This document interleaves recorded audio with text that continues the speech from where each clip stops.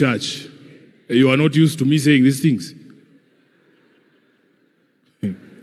To the family of Mama Asio, led by my brother Caesar, and my sister Adis, to the leadership of the church that is present here, including Elder Kawino. Those who do not know Elder Kawino is the one in charge of the finances of that political party called ODM. And I want to advise other parties that if you want a person to look after the resources of the party, you should get an elder from the SDA church, because for all the years that ODM has been in existence, and because we are publicly financed, we have never had an audit query. We have received clean audits by the Auditor General's office because of this gentleman here. So I am very serious when I say, get someone from the SDA church, preferably an elder, to look after your finances.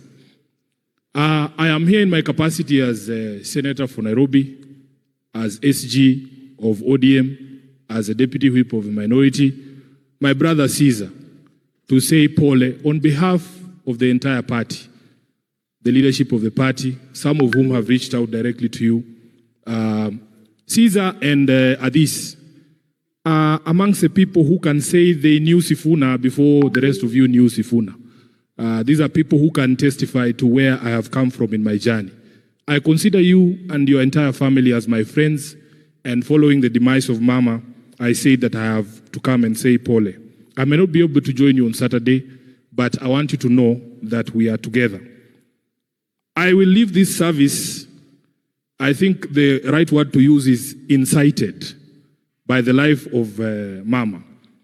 I have read through this beautiful eulogy of hers about the story of her life, and it has reminded me of the things that we are having conversations about even today, about the centrality of values in every discourse, and that you can never ever compromise your values.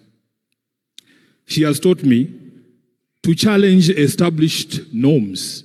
She was a challenger of established norms about the place of women. If you go to page 2 here, and the Senator for Homa Bay has alluded to it, that in fact during her time, women were not allowed to study math and English. There is no non-justification for that. But she challenged these established norms about the place of women, about the place of the youth. We are having a conversation in this country, and I remember even growing up that when young people spoke, most of the time it was interpreted as disrespect. Our own mothers, you know, our generation have seen these things. We were taught by our fathers that the place of women was in the kitchen. It was our fathers who taught us these things. But Mama Asio is teaching us that in fact if you give women the opportunity to be also in the living room and in those decision rooms, a lot of progress can be achieved. If you ask the women here, who is the biggest impediment to the progress of women, what will they say? Say it loudly so that the men are the biggest impediment to the growth of women and the women's movement. Isn't that so?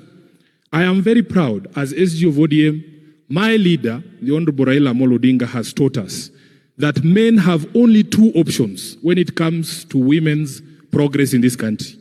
You either support the women's movement or get out of their way. It is that simple. They will take care of themselves. So, if you look at all these beautiful women seated here, and powerful women seated here, we have taken deliberate action as a party.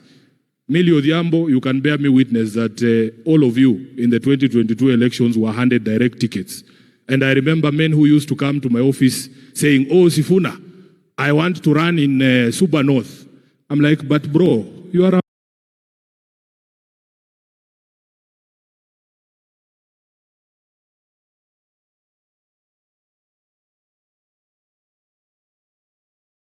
the party is subjecting Millie Odhiambo to primaries against a man.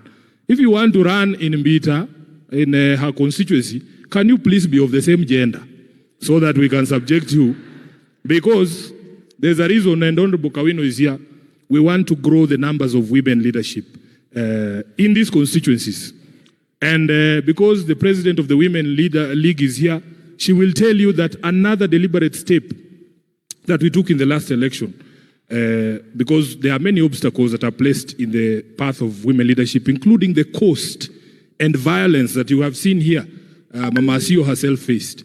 We took the deliberate action to make sure that we will find money to pay for the nomination fees and the party life membership certificate for every woman who was running in a single constituency. And I know all of this because ODM has a program called He for She, that the women will not succeed if the men don't get out of their way or don't make deliberate action to support them. The patron of He for She in ODM is yours truly, Edwin Sifuna. Let me conclude